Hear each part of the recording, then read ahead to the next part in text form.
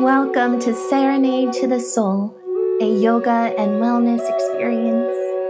I'm your host, JackieOM. Hello, everyone. Thank you for tuning in to today's episode. I'm joined here with Fauna Moore, who has over 20 years of licensed massage therapy practice under her belt and teaching yoga since 2010. Fauna teaches yoga anatomy with a special focus on the study of fascia, breath, and how it's all connected. She teaches dissection and has even worked as an embalmer. Fauna's classes empower students to feel strong and connected to their bodies in each moment by using the Ashtanga method, which focuses on breath, Bandha, and Drishti to support students' nervous systems throughout rhythmic moving practice. Fascia is truly an amazing subject, and I've been so excited to meet with Fauna and talk about this and share her knowledge and specialty with you all. So get excited. Before we begin, Fauna, I like to ask all my guests, what is your yoga origin story and how it relates to your work? My yoga origin story. I have kind of a two-part story. So I was born into like a family of yogis like my dad went to Shivananda yoga teacher training in like 1972. And my mom started practicing yoga also in the 70s. When I was about 8 years old, though, they converted to a very like strict Christian religion. And so yoga was like kind of like not allowed. And so as an adult, I remember it was like January 1st, 2007, so 2007, I went into my first yoga class, and it was just like this awakening because it was something I knew that I wanted to be part of my life and that I was exposed to as a kid. And it just really felt like, one, being in a foreign country, but also felt like coming home. Yeah. So which country? Um, like going to my first yoga class, it was yoga one, a Baptiste hot yoga class, and that's what felt like a foreign country. Like all the words were different, like it was a whole nother language. Obviously the climate was very different, and it was a really profound experience of feeling really unfamiliar, but something that I knew I wanted to be part of my life. And I've been a steady yoga practitioner since that kind of rediscovery in 2007. That is so interesting. I didn't know that about you, that you were born into a family of yogis and then they converted to Christianity, which yeah, sometimes that disconnects yoga. But then you found your way back. It was meant to Yeah, be. always, always, always. And then how does your journey connect? Did it influence your work, or how did you arrive to what you do now? Deeply influenced. Yoga was a big part of it, and I really felt like I found my dharma when at that same yoga studio I started teaching yoga anatomy for their yoga teacher trainings. And at that point, I had done, I'd been practicing massage for probably 10 years at that point, and as that kind of part of just time in my career, I was like, I need to study some more anatomy. I'm really curious about that. And so, kind of simultaneously as coming up with the curriculum to teach yoga anatomy, I also was exposed to my now anatomy teacher, Gil Headley, and his like DVD series, which then led me into the dissection lab. So it really had a profound impact on my life as far as teaching yoga anatomy, and then actually coming to kind of like the source of the human body as my favorite way to learn it and teach it. Yeah, so I love how you're tapping into coming from the source in all aspects. Indeed. You mentioned our bodies are a gift, and it's such a beautiful way to phrase our relationship with our bodies. When you hear this phrase, or when you say it, what comes up for you personally and professionally? Um, I love this question so much because I am the recipient of so many gifts. Initially, when I hear the body as a gift, is that in the work I'm in with the donor program and being the recipient of so many gifts of people literally gifting their body to science. And so I have been the recipient of over 100 gifts. And in fact, the company that I work for, Experience Anatomy, we had an ash scattering ceremony for our donors who chose not to be returned to their families, or really their families chose to not have their cremains returned. And we did that this weekend. And so to be able to be in that whole like cycle of gift process, and then even releasing those donors back in the way of their choice of being scattered at sea, was really a profound gift. And then, of course, too, so working in anatomy, working with our donors, getting to see the beauty inside our bodies. And of course, when somebody's on like in the lab, we're not seeing them on their best day, right? Right? Like we're seeing them, things have happened, time has Things that passed, happen.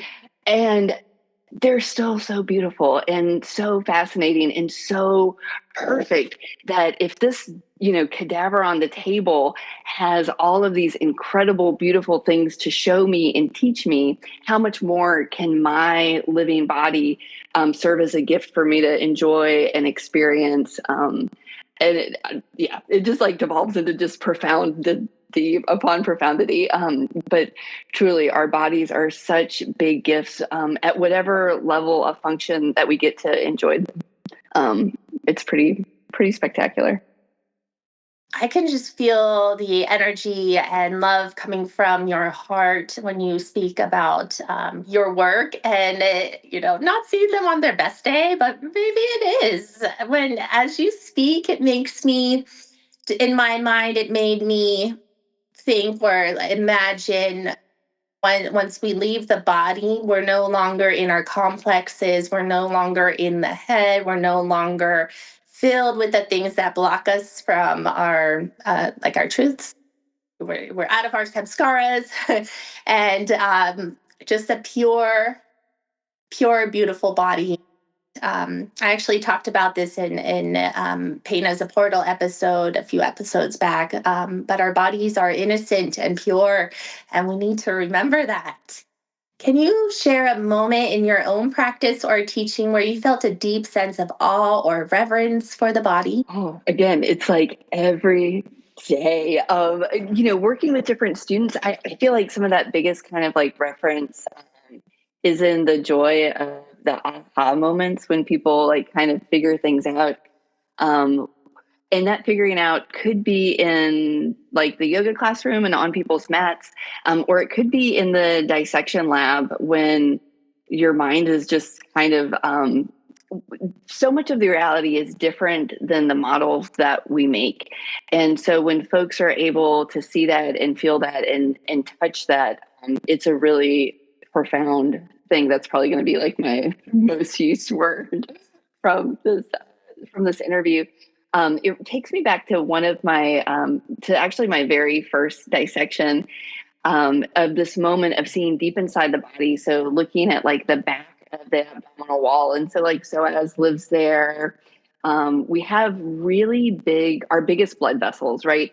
And so there are all these patterns that we're seeing all the time in nature. So like I can see my backyard right now, and there's, bunches of different trees, of these, branching fractal patterns. And we have that inside our body. And so there was this moment of just seeing so deep inside the body and really seeing like the legs of the heart for the first time.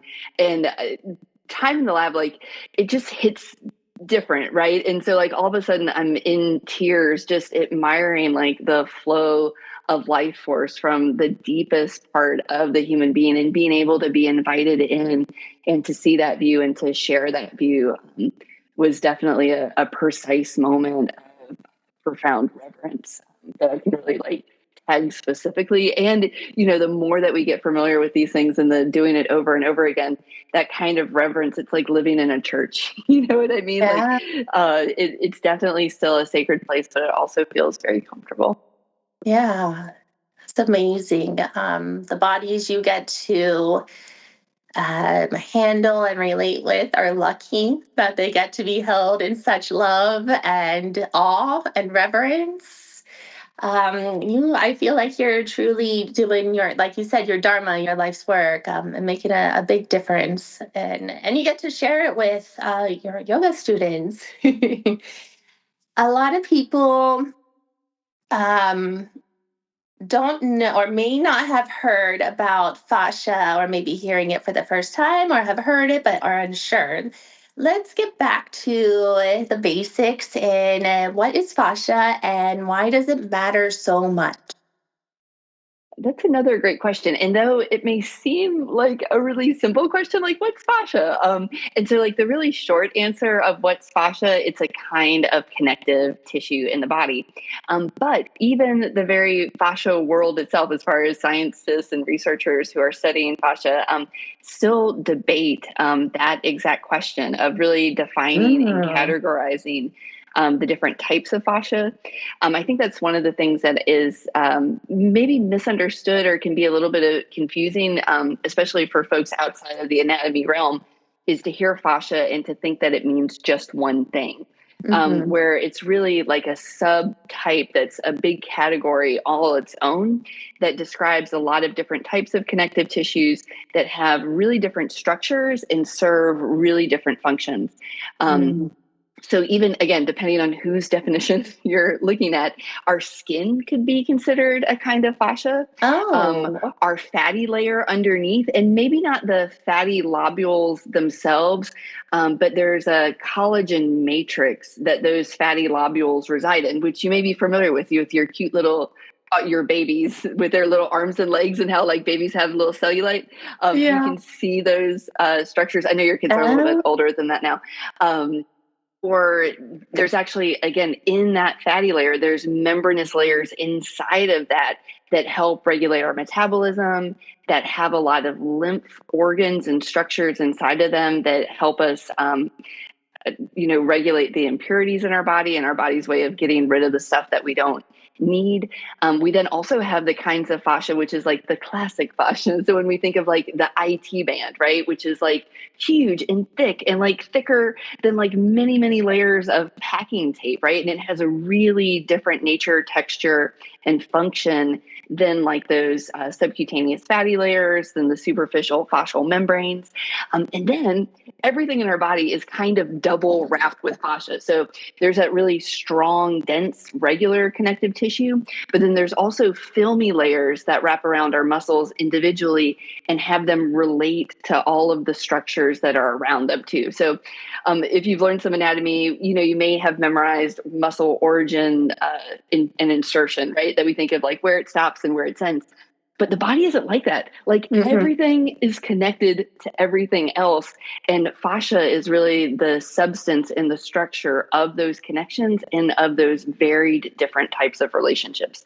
So it's even the materials that are like wrapping our bones, like periosteum.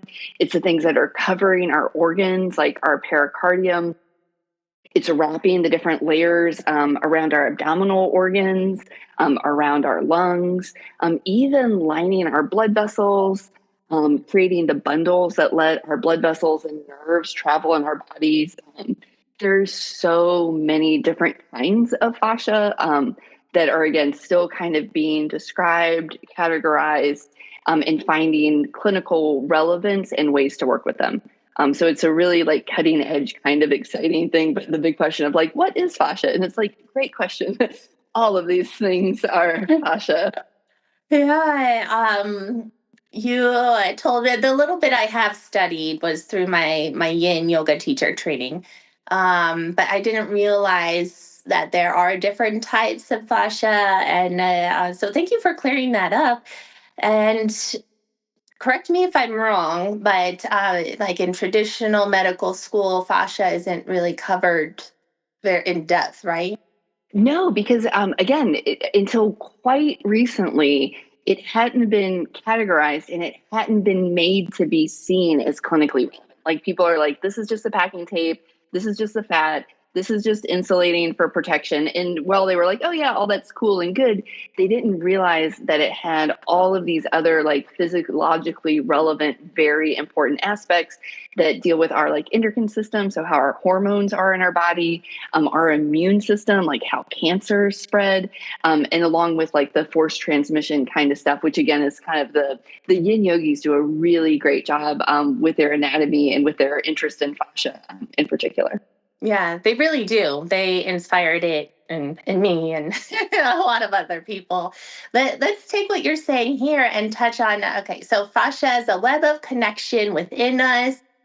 And you talked about how you're looking outside and you see your trees, and the way you described it made me think of, oh, it's a mirror. Exactly what you're seeing and how you're processing the world is a mirror of what's inside. So, how do you see fascia as a bridge between our inner and outer worlds?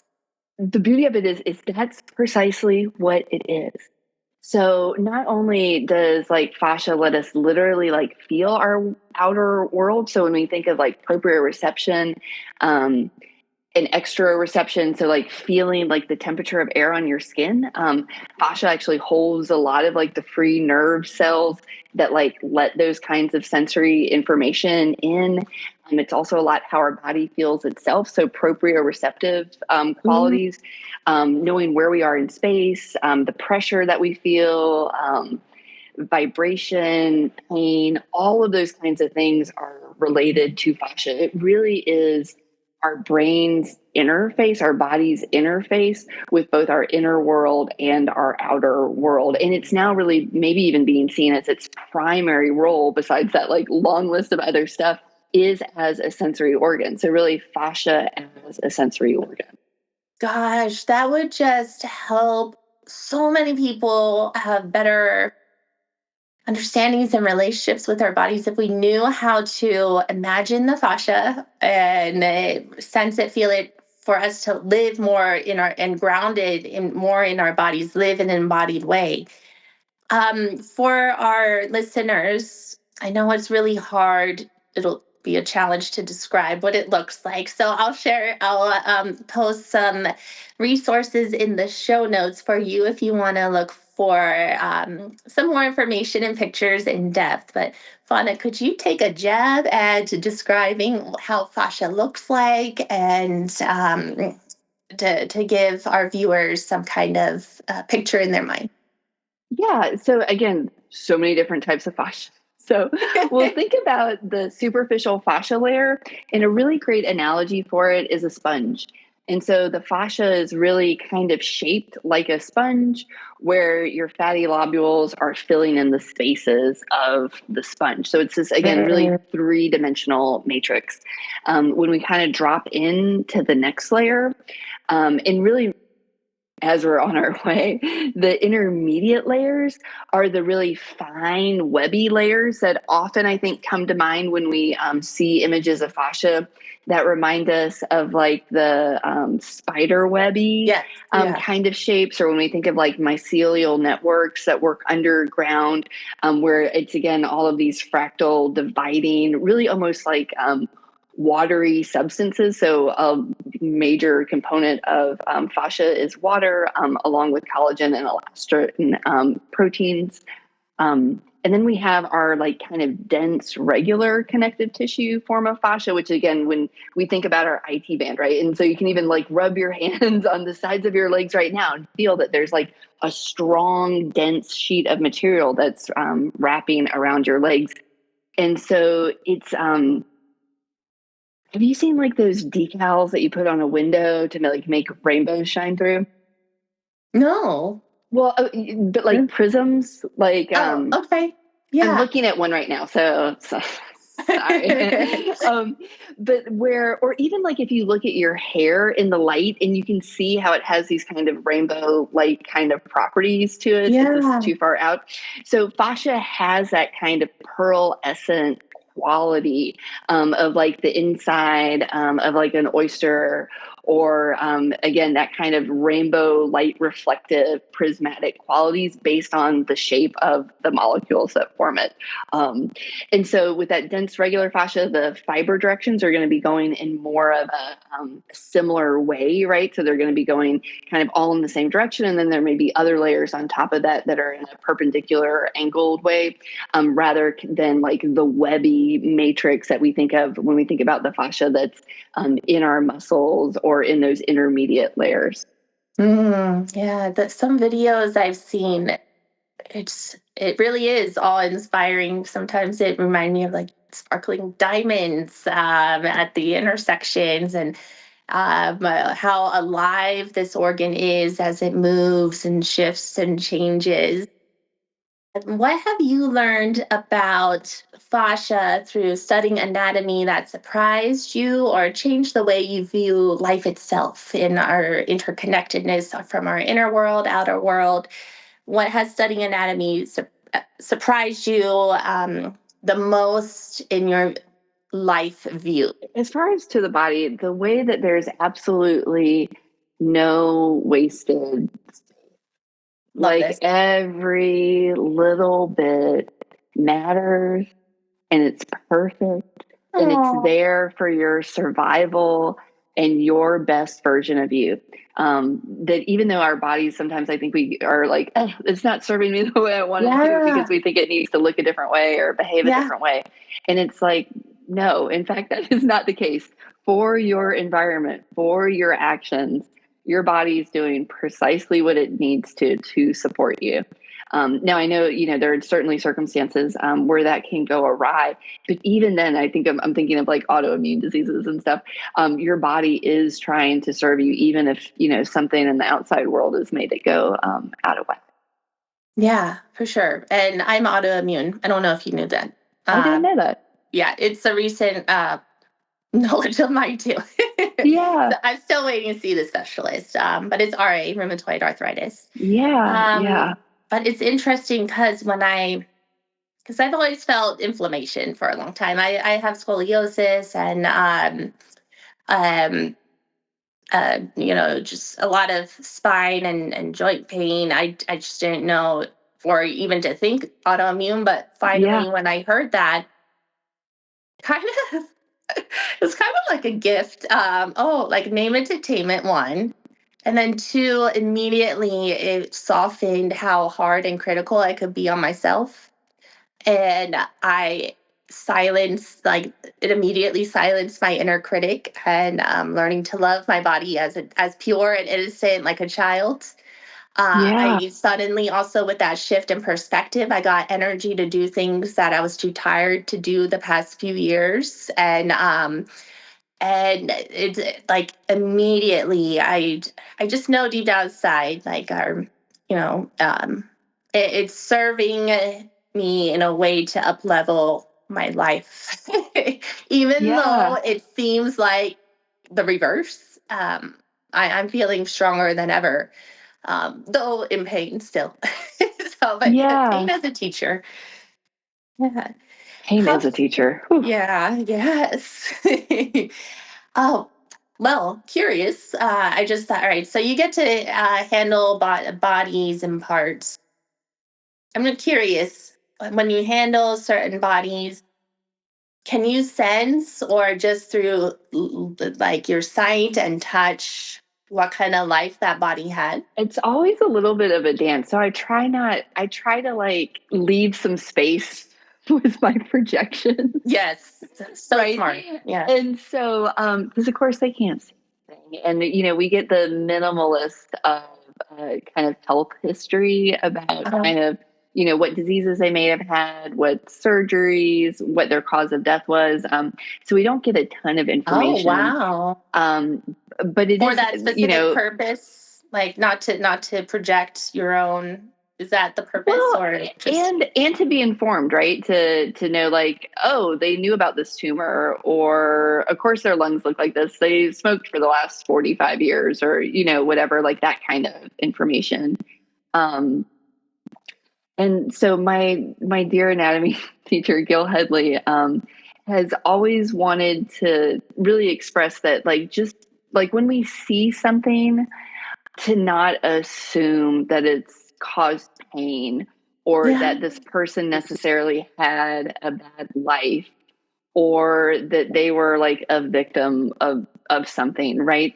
And I think that really goes along well with the research, that like tissue damage doesn't correlate well to pain perception.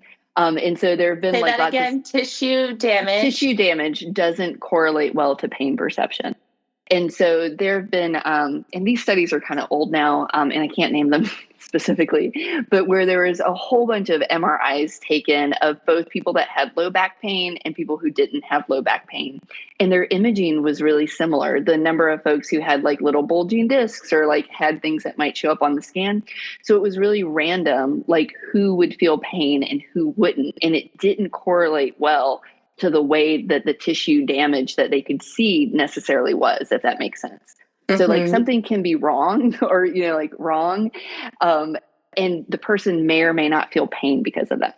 Right. Yeah. And that pain is such a more complex kind of symphony of things than just like your tissue isn't right.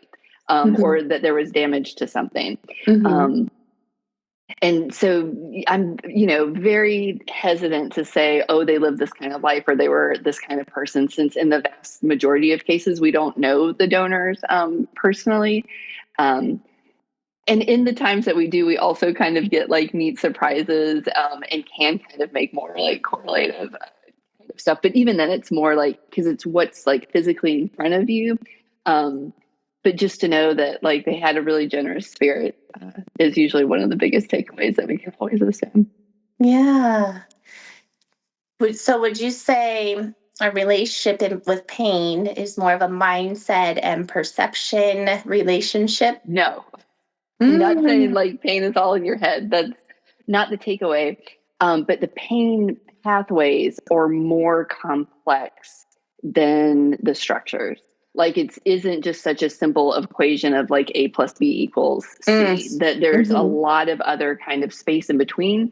And like, yes, mindset, stories around pain, lots of those things can be part of the story, but they're not the only part of the story. They're not the whole thing. And so I think that we're much more complex than that. Yeah, for sure. I like how you pointed out, like we have stories and narratives around our experience with pain. And the more we stick to those stories, the more it could, manifest in whatever way you're focusing on. I've um, I've heard, or I'm pretty sure, that fascia also stores memory. Is that true? I'm still really curious about that too. I read something recently that I really liked, and it was a certain, and because I'm always like, I always want like, give me the hard facts of how it's like this, like how Science. can you Yeah. prove it, kind of thing.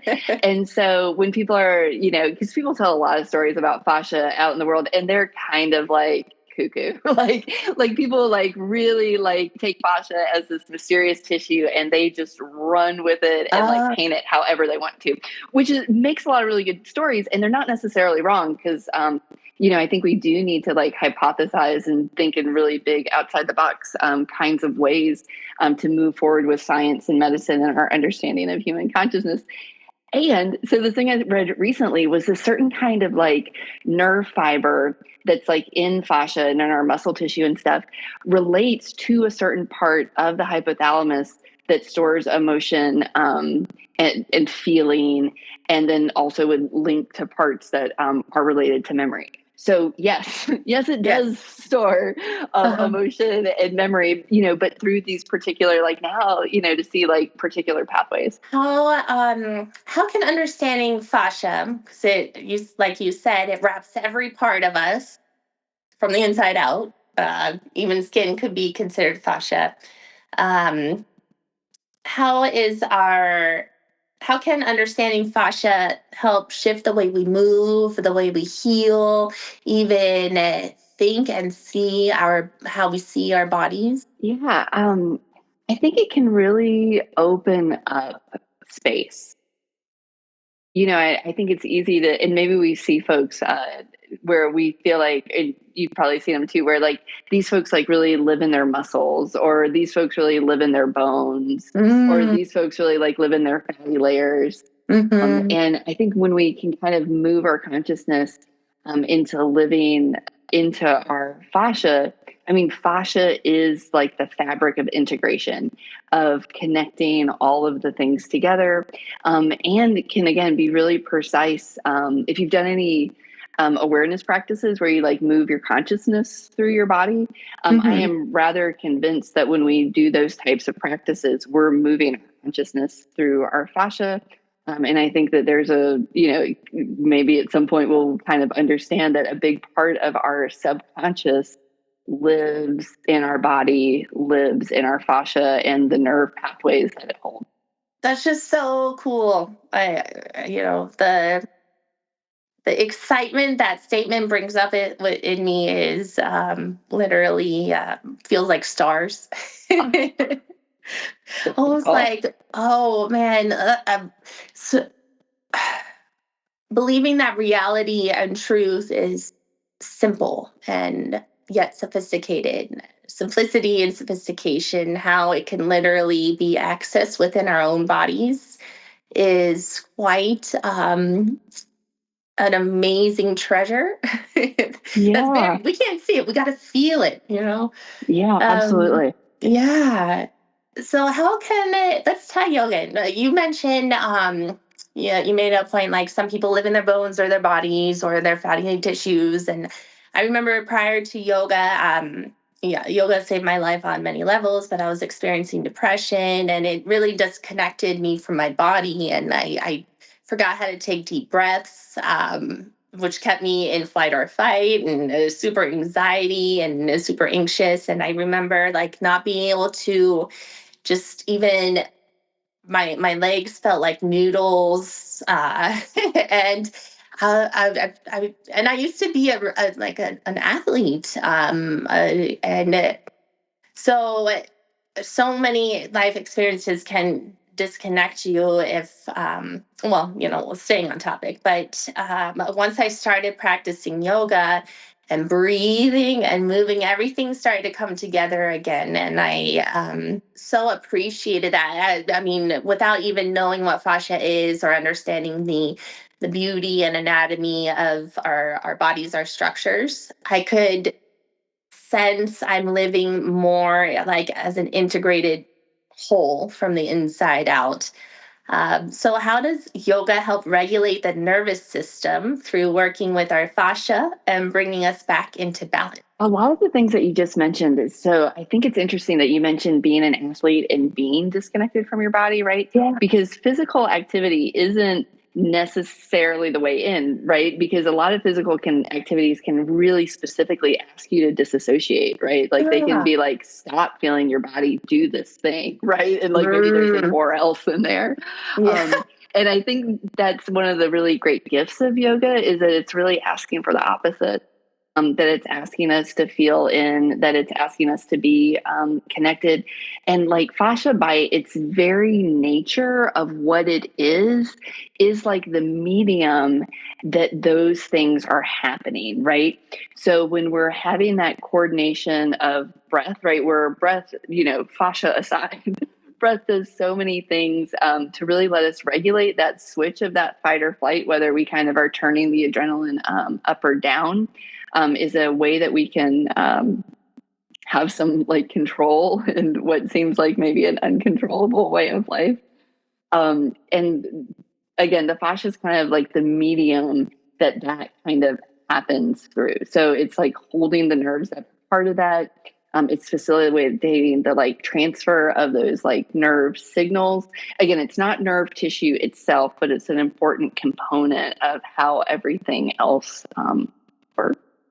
And then even to the connection of like just the shape change of how our breath interacts with our organs. Yeah, I feel like I'm like spiraling out into so many No, no, ideas keep of going. the way Yeah. that the fascia is really, integral to all that, and it kind of like can't help but be accessed. And I think it's really the way, yoga can be this like panacea of just so much healing. Yes. And it's like it just can't help but be that way because it, by the very nature of it, it affects all these different systems, and these different systems working together in unity. And fascia is probably one of the key components to coordinate that symphony and to bring all of those many aspects of how yoga works together. Yeah. I love all these analogies. Um, you mentioned earlier, we often see our body, this conditioning, right? It's societal conditioning, but our bodies as something to fix or improve or not good enough, right? How can fascia and yoga teach us to see our bodies as sources of pleasure and beauty and wisdom? Like one, just the seeing it would be like, man, that's pretty. Yeah. But again, being that fabric of awareness in us. And I think again, shifting our awareness from that, like I'm in my muscles, I'm in my bones, Mm, to like how can I like feel it all, and be with it all. mm, I also think just as much as we have these different nerve pathways, where I think, we're kind of programmed to pay attention to pain because like it serves us, right? Like if you're yeah. gonna brush up against a hot stove, like you need to know that information so fast it doesn't even go to your brain. Yeah. Whereas I think we're discouraged from pleasure. I think especially in our society, just a Yeah. lot of our puritanical like Yeah. roots in Western culture, in the U.S. In particular, like want to kind of beat that down, right? And So I find true. it interesting that like in society, one of the only acceptable forms of pleasure is food. Which is Mhm. again this kind of like publicly acceptable way to show pleasure is food. Mhm. Whereas there's so many other ways that you can experience pleasure in your body that like maybe sexual, like maybe that is part of it, but also just like feeling good with human touch, kind of looping back into my body work kind of world, of other ways to feel positive sensations in our body. I think yoga does that too with the stretch sensations that we feel. Those are ways to really cue our brain into positive affirmation and positive feeling within our bodies. Gosh, that is an amazing answer. I don't know if you do this already, but you should do a workshop on positive sensation and feeling that in our bodies because it's very, you touched on a really profound and important point that through conditioning and maybe since our Puritan lineage has, we pay attention a lot more to pain and to minimize pleasure. And I think that's a lot of the disconnect that, I mean, you don't have to be depressed or going through a lot to feel, even a little bit disconnected from your body. If you're not living with joy and pleasure, and, then the mind starts focusing on the opposite, like you said. Yeah. So Yeah. this is just such a great conversation, but a lot of people are suffering. That in Shona's interview, she mentioned that like one of the top struggles in our country is anxiety.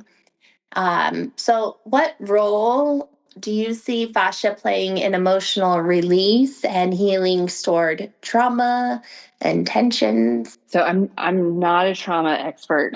So I'll be like big banner, not a doctor.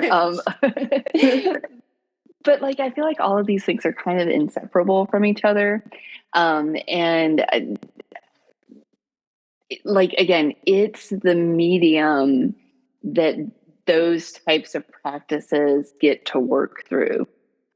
So whether it's emotional release just from holding different body positions, like we think of emotional releases that maybe happen in yoga, or when certain sensations are triggered, thinking of emotional release that happens during like body work sessions, or thinking of like the trauma kind of work that really lean into vibrational work that may look like the body physically shaking, or different types of like sound and using vibration in that way. The medium that those practices are working on is through the fascia. And I would say That the makes fascia so much and the nervous system sense. together, right? Because again, the fascia is like the web that's holding the nervous system in place and then connecting all of our many different varied types of cells to each other and sending them information. Yeah, and correct me if I'm wrong, but sound moves more efficiently and quicker through water. Yeah. Yes, yeah. Yes. So yeah, that just lit so many light bulbs in my head when you mentioned sound healing and vibrations, and no Yes. wonder Yeah, it's like it's having. it's real. Like you see it in your people. Like you're an energy like meditation sound bath queen. Like you see it, you know it. Yeah, But and yeah, and no one's ever been like, "Oh, I hate sound healing. It's not for me."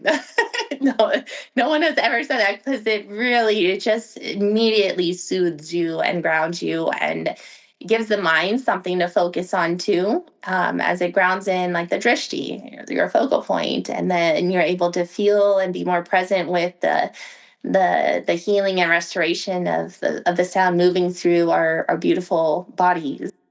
yeah. Well, and that kind of movement of awareness.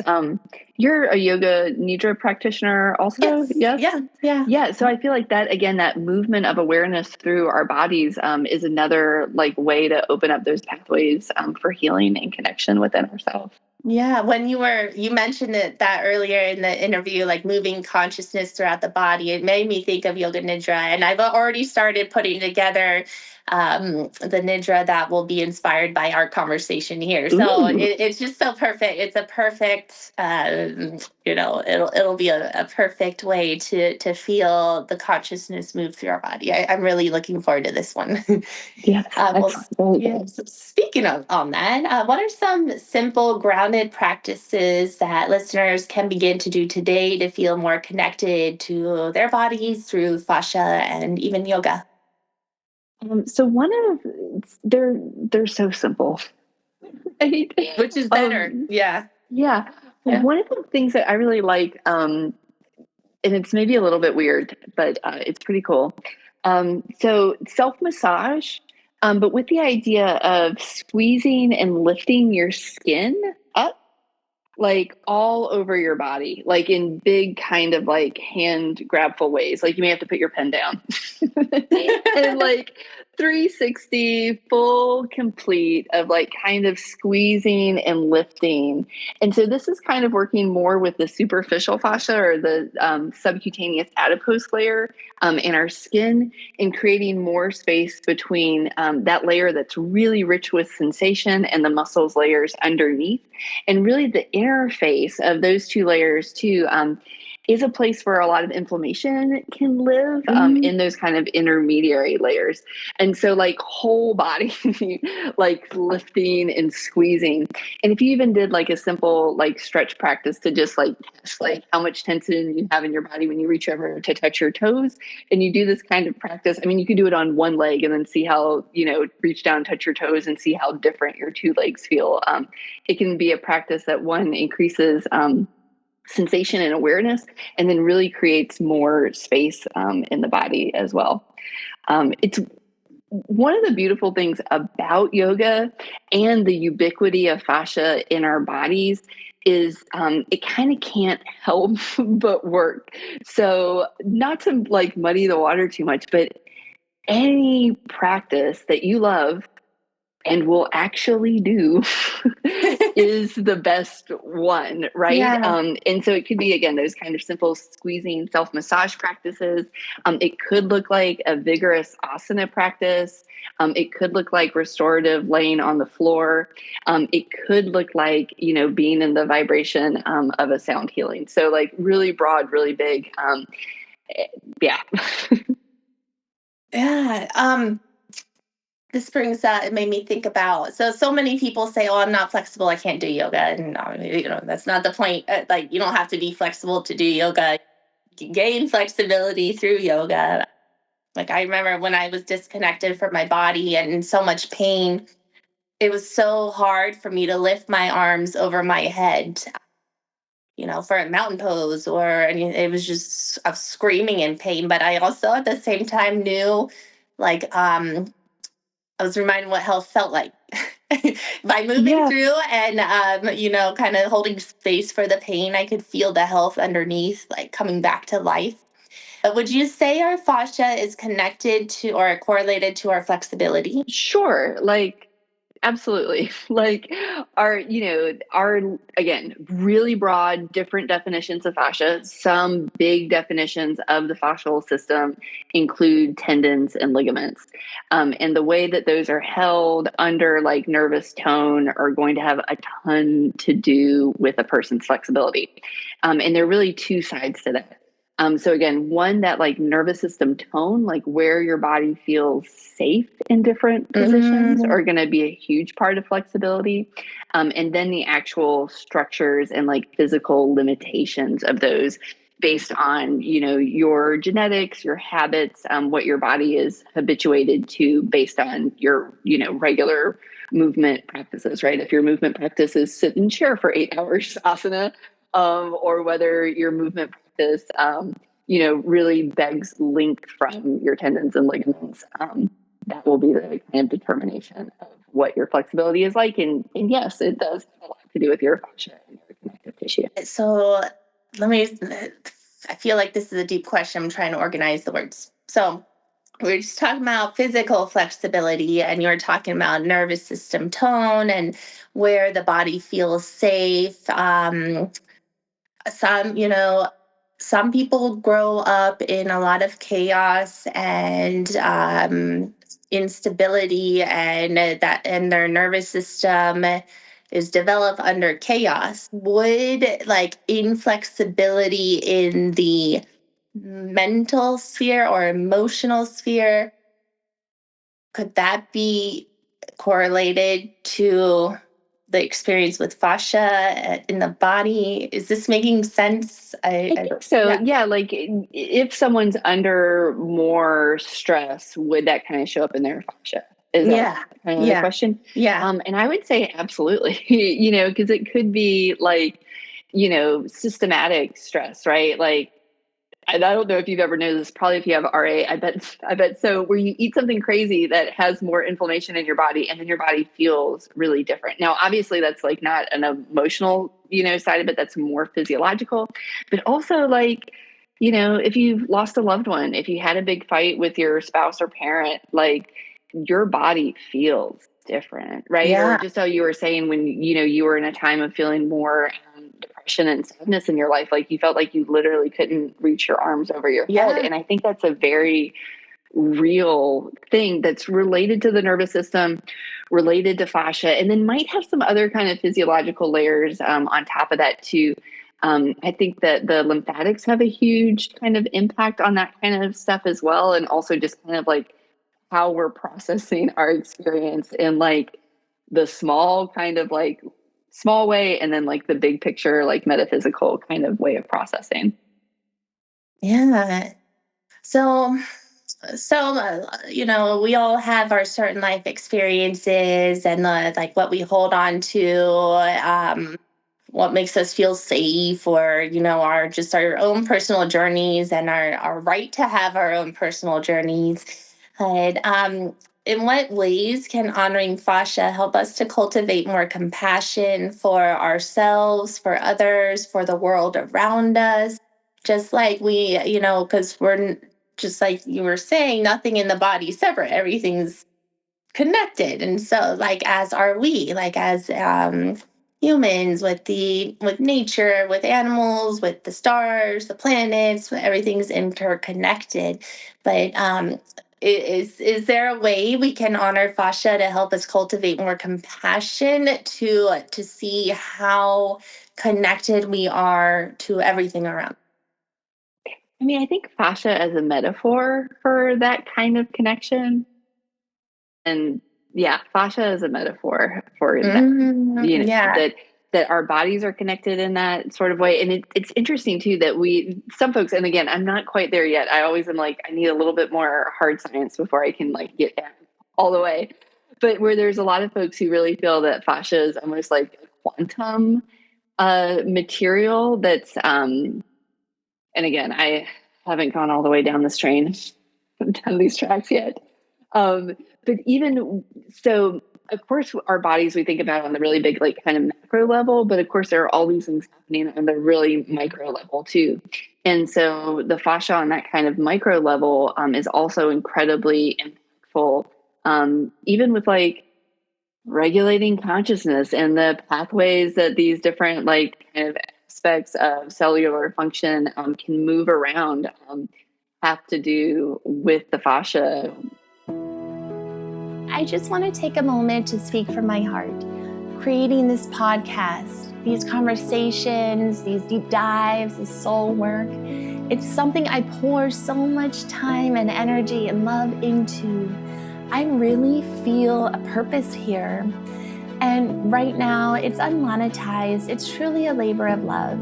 If this podcast has been nourishing you, if it's brought you comfort, inspiration, or maybe just a reminder that you're not alone in your journey, I'd be so grateful if you could help keep Serenade to the Soul alive and thriving. These are a few simple steps, beautiful ways to do just that. You could subscribe so you never miss an episode, rate and review the podcast. It really helps others find this community. You could share it with a friend who might need it. And if you feel called, you could drop a little something, a little love into the PayPal piggy bank. The links are in the show notes. Truly, any amount helps. It all goes toward keeping this space sustainable so we can grow and thrive together. Thank you from the bottom of my heart for being a part of this journey with me. I really, truly couldn't do this without you. Now, let's get into today's episode. So, Fauna, your yoga love is in the form of Ashtanga, your chosen method of study and practice. Let's weave it into the conversation about fascia and connection. Yeah, I think, well, there's so many reasons to love Ashtanga, Yeah, right? and maybe so many reasons not to, but at least the Ashtanga method, as put forth by Patabi Joyce, and Sharat Joyce is the method that I practice. And really the foundation of the method is the Tristana method, which is again combining breath, bandha, and drishti is kind of like the three B's to wrap it all together. And I think that those three, both how we focus our attention with our drishti, literally where we place our eyes, our breath, and then our body position, and the way that we hold bandha, all really play into fascia. I think bandha in particular, I almost feel like bandha, so the three kind of energetic locks, really the two main ones that we use in asana practice. So really lifting and paying attention to the pelvic floor, and then also lifting and hollowing out the belly by extra really communication with the diaphragm, are almost like a way to kind of take out some of the energetic slack from the fascia. So I almost think about it as like wind in a sail, right? And so how wind tensions the sail so that we can move forward. And so the practice of bandha is tensioning the sail of our fascia, of our connective tissue, of our muscles, so that we can really draw everything whoosh, into integration in our practice. And then of course those are, deeply affected by where we rest our attention, and the movement of our breath, which again, also just the cavity shape change is incredibly important with what we feel in those cavities. So our chest cavity is lined with a really particular kind of fascia. Our abdominal cavity is really lined with a particular kind of fascia. And then with the eyes with the drishti, so not exactly fascia, but maybe not fascia. There's so many cranial nerves. So these nerves that come directly off of our brain, we have 12 of them, and 6 of them are involved with eye movement and with sight. And so that way of using our eyes to really focus and attune our attention and really focus and attune our brain is just really profound. The first series of Ashtanga, which is known as primary series, the Sanskrit name of it is Yoga Chikitsa, which means yoga therapy.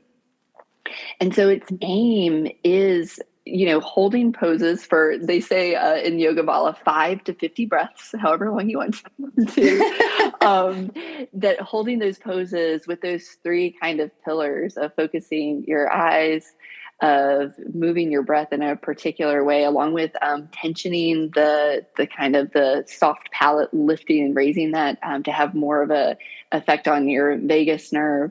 And then again, that tensioning of the sails of our body, the bandha, all work together to have this profound healing effect on balancing our nervous system in like a big picture way. Another thing that I really love about Ashtanga that I think is relevant, especially with fascia, is the number of binds. So fascia is, I think, unique, or excuse me, Ashtanga is unique to other forms of yoga because it asks us to bind, to like really twist and wrap our arms around our legs, to tuck our legs into lotus or half lotus positions so that we're placing pressure.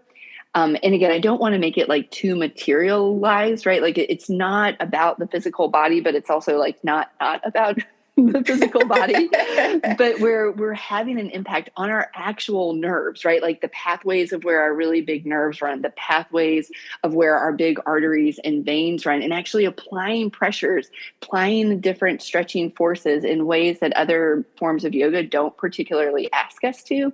And so again, I think Ashtanga kind of like leans in a way that, again, for me personally, that works for my body and my system, to have a really profound impact on healing the digestive system, which again, then can have like kind of whole body benefit. Yeah, I love this aspect. Yeah, fresh set of ears to this knowledge here. So thank you for sharing that. But yeah, I mean, as you know, I love Ashtanga too.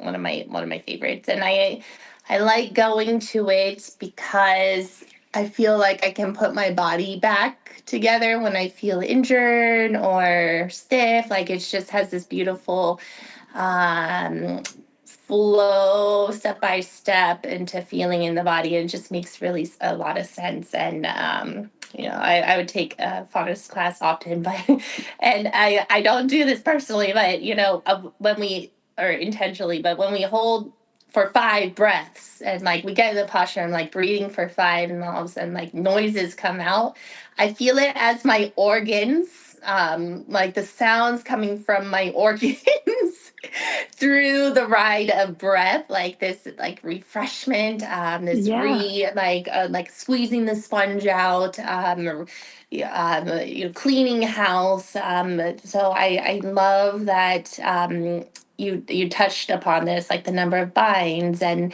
how Ashtanga places pressure in certain parts. It definitely just helps bring more joy into my body too, literally. And then you get to hold it and sit with it for 5 seconds, or 5 rounds of breath. Sorry, not 5 seconds.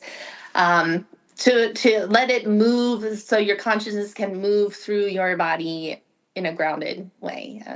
Yeah. So it's Yeah. And brilliant. the like going back and forth from left to right side as a way of really like equaling out the nervous system Yeah. and kind of like balancing the two sides. Like, again, it's fun to do like wild flows where you do like 15 or 20 postures on one side of the body, and then you're like, and now the other side, right?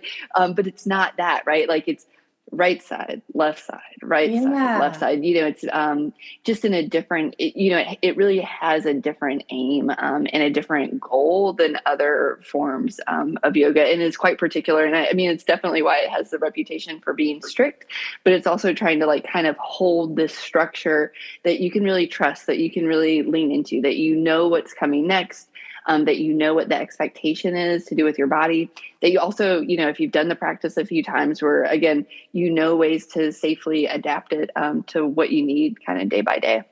Yeah. What excites you the most right now about the future of research and exploration in fascia and yoga? She mentioned it is a cutting edge knowledge here, and it is exciting stuff. But what excites you the most about the future of fascia research? There is so much to learn. I mean, I think in our kind of modern age, and I think folks like know that we don't know, but it seems like you can almost look up anything on the internet, right? Like you can just Yeah, ask ChatGPT, and like yeah, our oracle of all information will just like serve it up to you yeah, on a dish. But with fascia, it's not like that. Like there's literally so much that we don't know, from even just mm, some of its basic biomechanical properties that, again, like research is being done right now to say like how strong is it exactly, like how much force does it take to like have these different kind of reshaping things happen, things on the physiological side of it, like learning about how cancer can spread through our bodies through different kinds of fascial connections. That interstitium, which was in the news maybe in 2018, being seen as a new organ, but just truly like the interconnectedness at a really cellular level within our own bodies. I imagine it having profound impacts on how we heal, how we study our bodies, how we move on really like big levels. I mean, and as awareness grows, I hope to see a lot more clinical applications of this. I mean, it indeed takes a long time between, some researcher at some university doing a thing until it's actually like you see it show up in your doctor's office.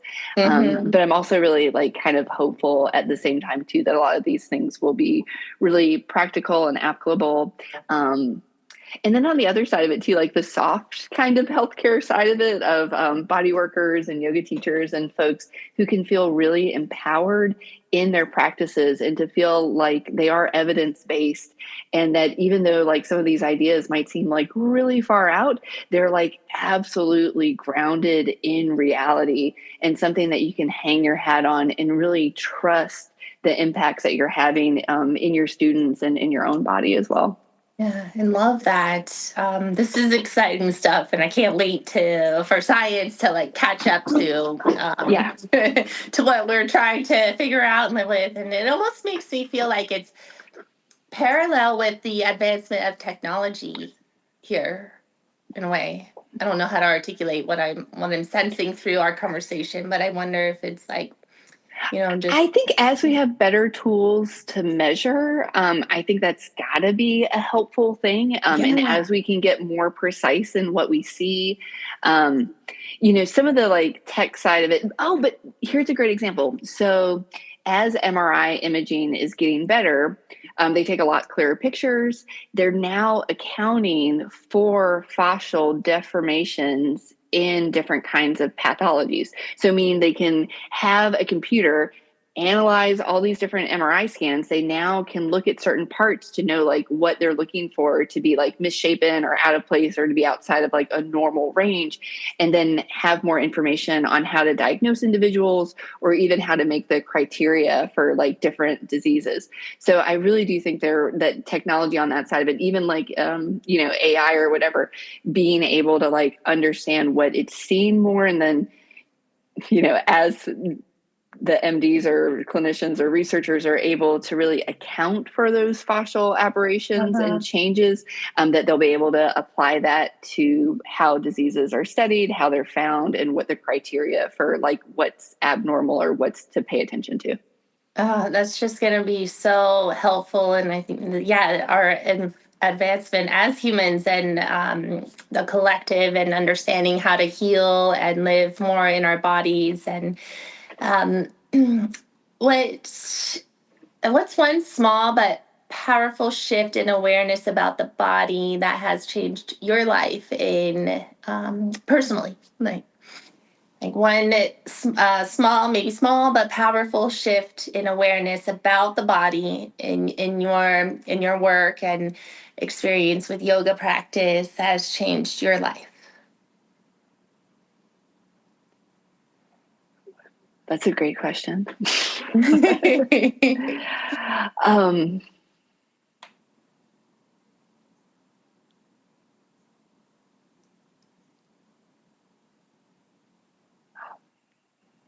I think getting to see that these details and small pieces like are real, like that it's not an imagining, that the connections that we feel inside ourselves, the way that we can move our awareness through our bodies, like it's not made up.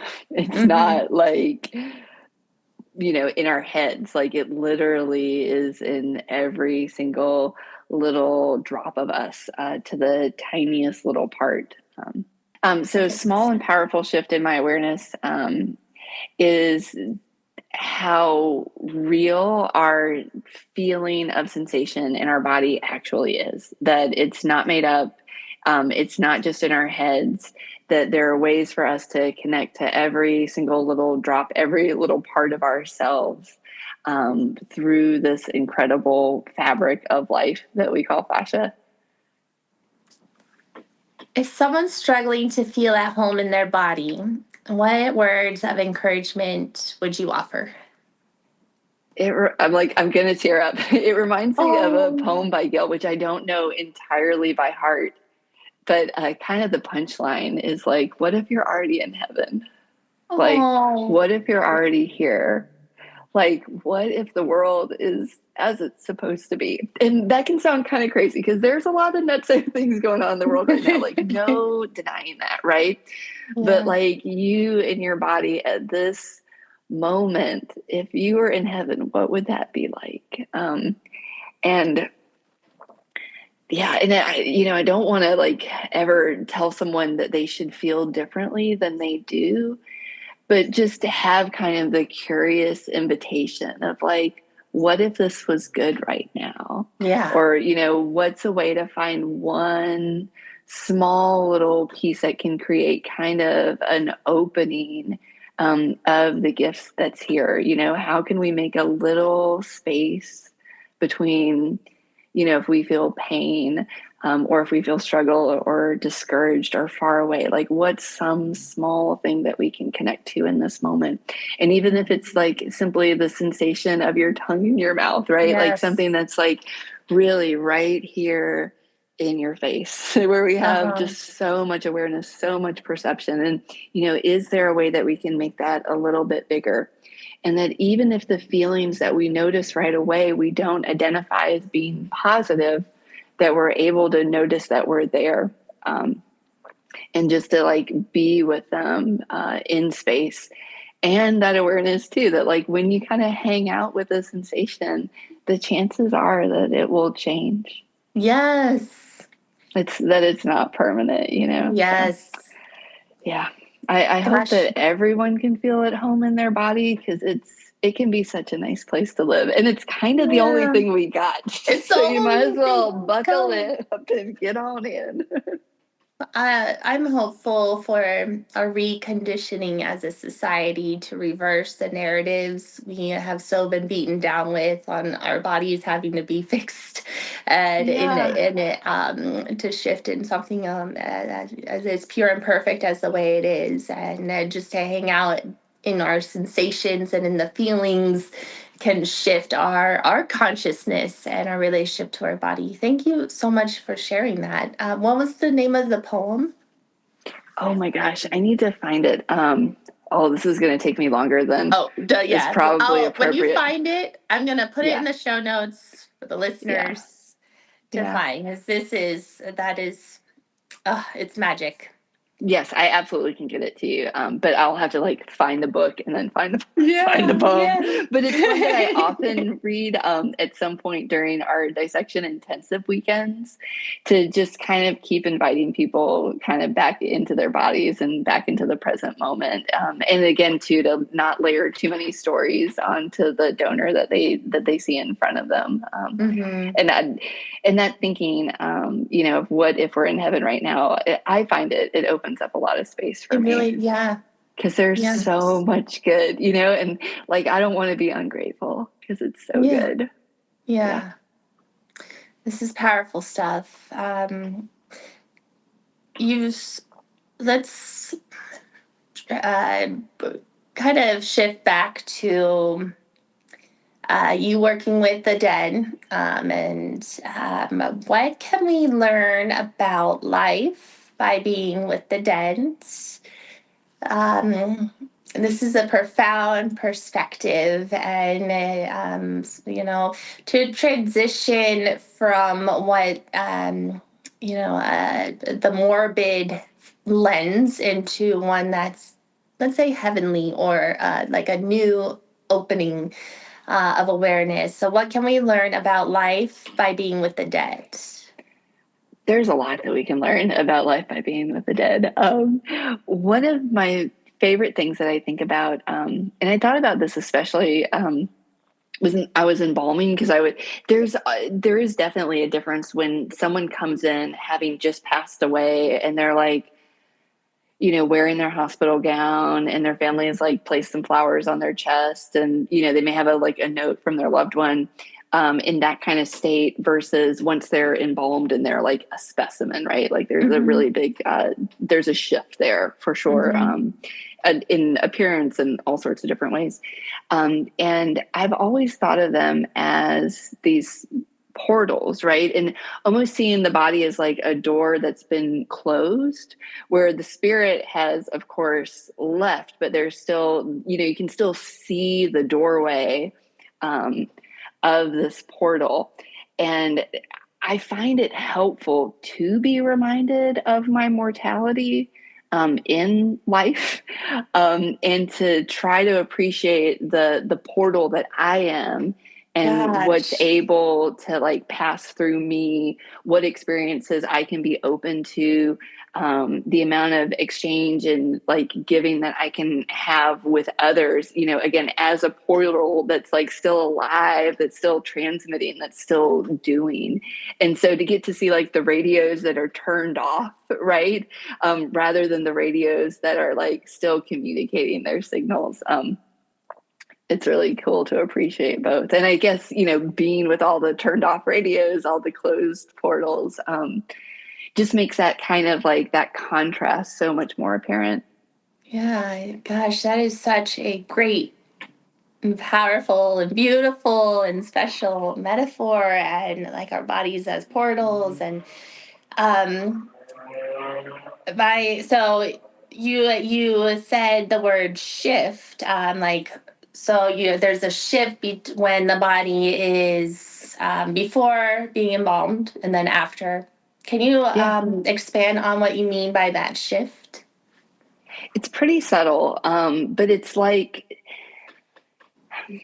the shift, to be like really practical about it, is it's like they go from being an individual that has an identity, that has a story, that has a name attached to them, to versus being like a number, and to being again like this anatomical specimen. And so it isn't necessarily like good or bad, it's just a necessary kind of part of the process. Mm-hmm. And I think if you've been in the presence of a dead loved one, you Mm-hmm. know that like they're different than Mm-hmm. how they were, Mm-hmm. of course, when they were alive. And then if you've ever had the experience of like being there when a loved one passed, and then being at their funeral later, and how much of a contrast there is too between when that like spirit has left their body and they're still in that kind of like just kind of vacant state versus Mm-hmm. of when they're being prepared to be viewed.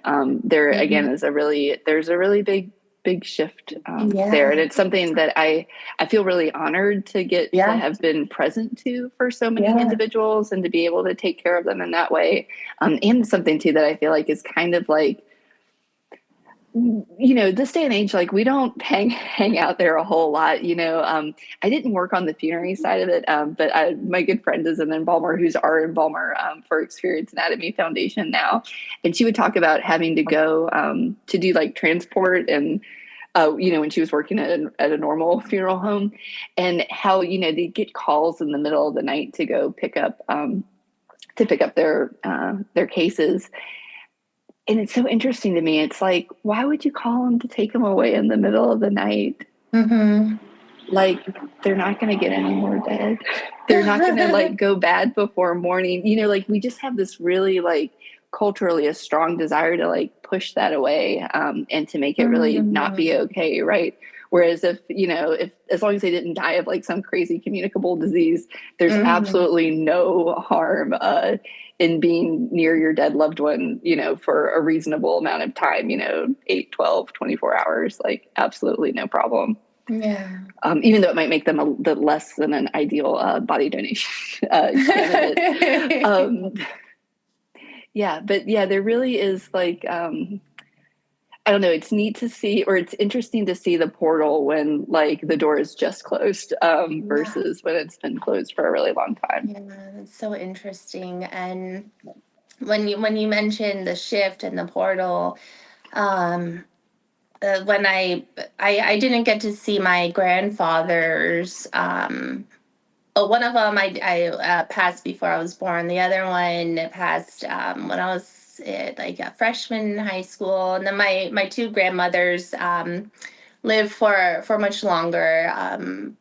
But I remember after they've been embalmed and they were prepared, and they just looked so beautiful. Like there's just like this radiance that shines somehow, and like that, like we've been talking about pain and living in the body, and it's like there's no more pain, all that's left behind, and now all this radiance and beauty just shines through. Yeah. My cat, no, yeah, my cat, I put down my Sophie earlier this year. She was beyond special.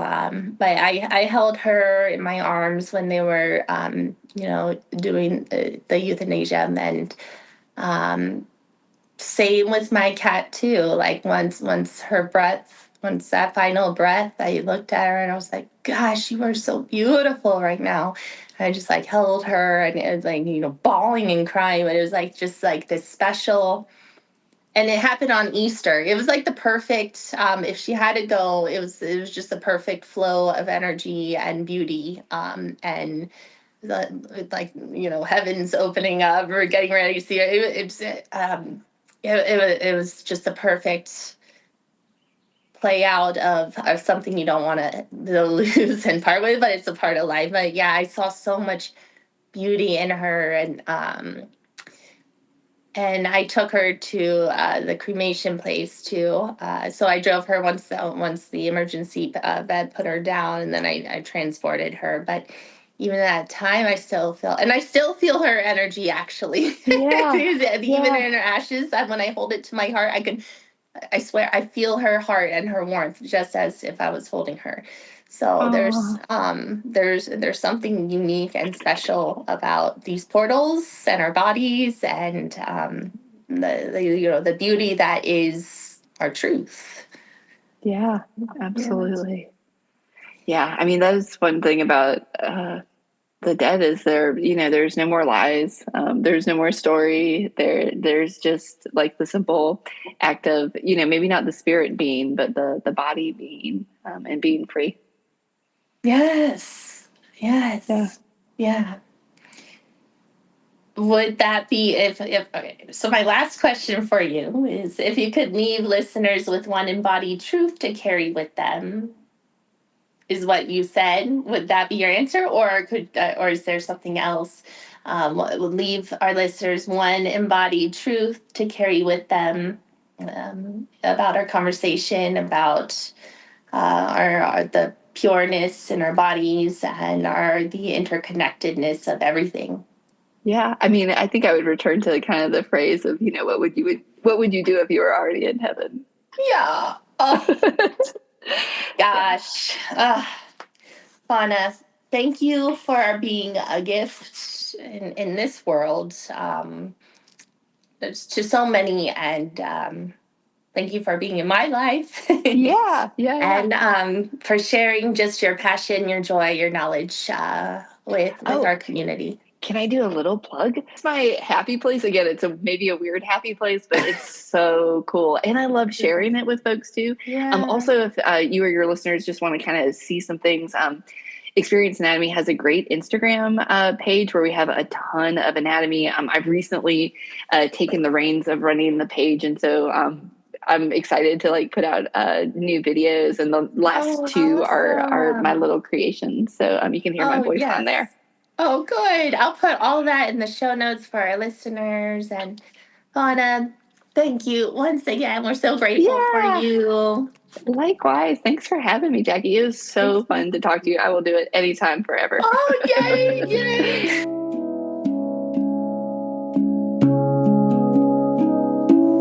Thank you for sharing time and space with me today.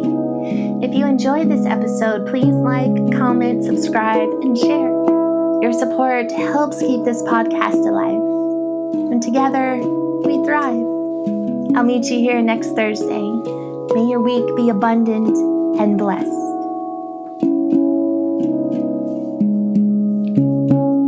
sound of Om, we say everything.